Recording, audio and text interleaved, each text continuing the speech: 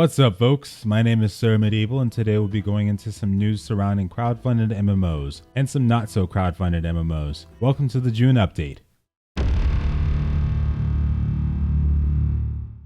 Kicking it off with the fresh one of the big MMO news sources, Massively OP, recently had an interview with Camelot Unchained's very own Mark Jacobs, a co-founder of the game itself. They discussed the state of the beta in this Q&A and talked about how the first year of the beta has been going, in which Mark says it's been a bit of a mixed bag. Some things went great, such as building destruction, large-scale NPCs/ARCs, but some things didn't go as well as expected. He expands further in detail on this question and others, like how long this specific phase will go on for beta, when the NDA will come down, etc. In terms of the beta itself and NDA, he says that during this we're now able to talk about the tests, but no videos or screenshots. I'm guessing that means we can't showcase our experience whatsoever at the moment, but we can still talk about the experience we've been having with Camelot. As a personal beta backer, I can tell you that now over the past year of participating in the test that they have been pushing the game to incredible limits. Mark Jacobs is spot on when he talks about certain aspects of the testing phase going well, such as the large-scale NPCs/ARCs, etc. They've tested multiple instances in battlegrounds, class progression systems, and most of all, the few tests that I was a part of where they spawned in all those NPCs/ARCs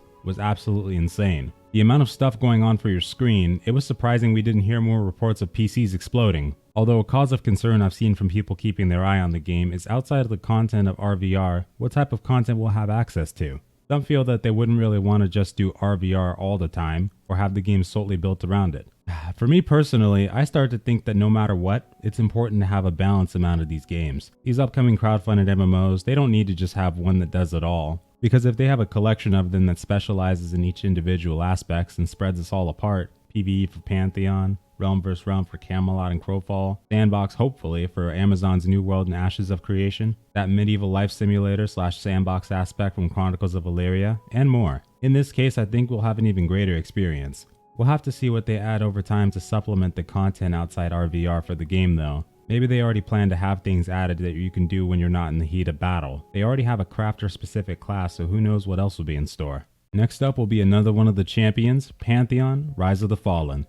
For this month in Pantheon news, it seems we'll be looking into the June newsletter. Their intro starts off talking about Project Referral, which has been the main point of emphasis for their entire team, and the progress they've made is incredible. For those that haven't really heard them talk about the city of F-Hale, I'm just going to call it that by the way, it's the westernmost seat of Kingsreach and more importantly, the elven capital city. Probably going to end up being one of the bigger, if not biggest content they push out before the next testing phase, and from what they describe in this article in forms of lore and the under wraps portion of the update, the city is going to be a real sight to behold with a ton of points of interest to explore. They also talk a bit about the developer and community spotlight, where they ask questions to both members of their QA team, David Schlo, and to a member of the community by the name of Minus. And lastly, they go into their E3 experience alongside discussion of potential business partners where it makes sense. And finally, we also now have the ability to upgrade our pledge packages. And speaking of which, transfers for items will mostly be going to new pledges. However, not all of them will be eligible for transfer over right now. Automatic things to get transferred are things like titles, game subscriptions, item renaming subscriptions, physical item rewards, and more.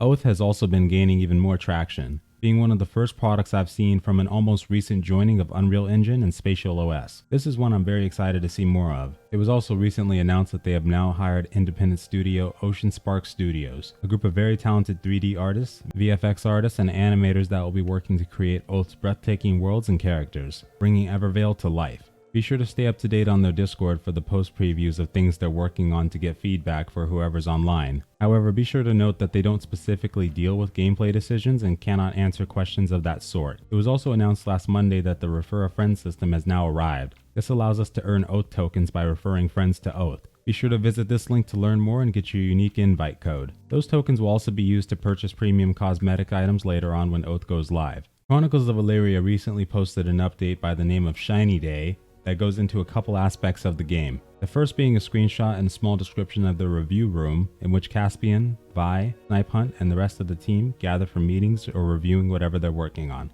They also gave us a few videos in this update going into some more important aspects of the pre-Elyria client, such as the UI polish in which they go into detail on how they'll have a placeholder implemented from the art team that fits the same minimalistic aesthetic that the 3D assets use in their alpha client. We also have a bit of footage from the character creator showing off a few facial and hairstyle choices we'll be able to choose from. and also seemingly confirming that we'll have both male and female characters in the alpha test. This last video shows a bit of the in-game character menu, including what we might be able to see when it comes to equipping our gear. For those of you out there who are hungry for any kind of news you can get for Chronicles, this may be a forum post worth checking out. And now on to two minor updates in the MMO space. The first being the great announcement of Temtem. If you're a gamer that used to love that old school Pokemon feel, some of that Pokemon Ruby, Emerald, Sapphire, Gold, Silver, Yellow, Red, Green, and Blue, then I think Temtem might be the game for you. Coming from the developers of Crema is an MMO creature collection adventure inspired by Pokemon. Going officially into alpha on June 25th in just a few days and purchasable via the Discord store, be sure to get ready for this one if you've been waiting. You don't want to miss your chance of jumping into the alpha publicly the first day like I will, because 3 games I'm interested in are all coming out at the same time. This is why we can't have nice things. Speaking of another game I'm very interested in, which is coming out around the same time, a game from a small dev team that reminds you of those older school of MMO sandboxes like Worm or Mortal Online. This game is Astaria,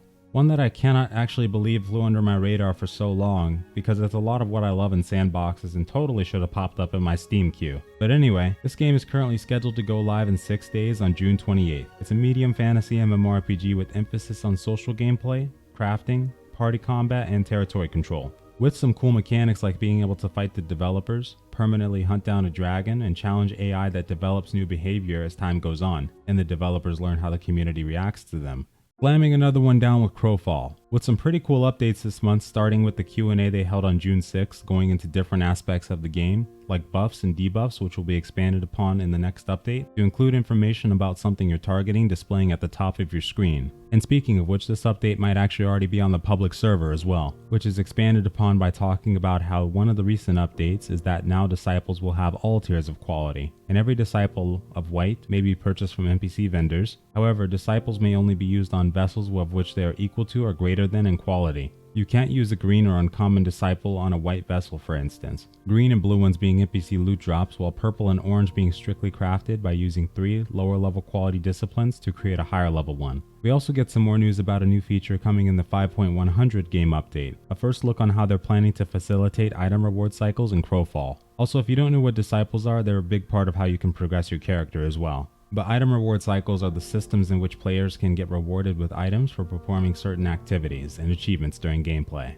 So this can be something as simple as kill stuff, get loot, increase power, find stronger stuff to kill, rinse and repeat. In Crowfall, they've set a goal to make the power curve more shallow, meaning that the power gains are set on a diminishing return, also meaning the more you advance, the less you are getting for that advancement. The reason for this is that they want player skills to matter more than the itemization. Alongside this, we also get more info on the 5.92 update in the Apple a Day Keeps the Hunger Away news article, giving you the option to spend more time destroying your enemies and less time stuffing your face. They seem to be working at a determined rate with this game to turn it into something that can definitely be considered a worthwhile experience for a lot of players. I truly hope it keeps up.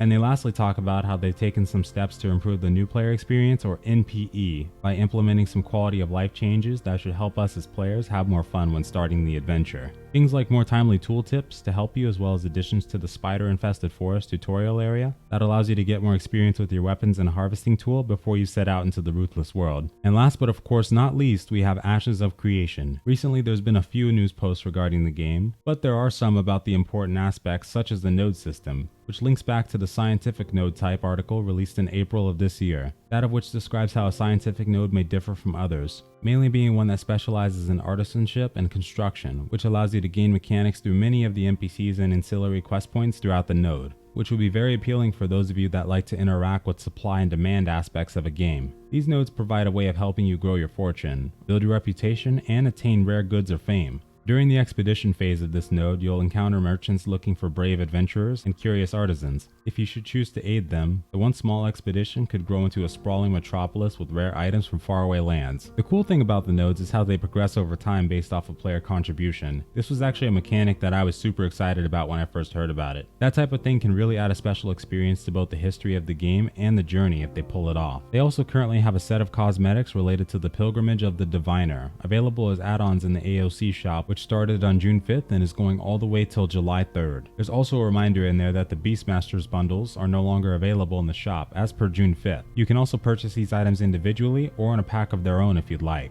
And the last thing they talk about goes into the lore of the animal known as the fell-beaked macaw, while showcasing a design video that presents the making of one of these humble creatures. Always good to see a lot of detail being put into these types of things too. I would 100% request a boss or a dragon showcase if I could. And now, that's all the majority of what we have in the month of June. It's been a pretty decent month so far for updates, and hopefully as we get closer to the end of the year, we'll start getting even more detailed reveals. Thanks so much for watching for now though, folks, and have a good night or day. Later.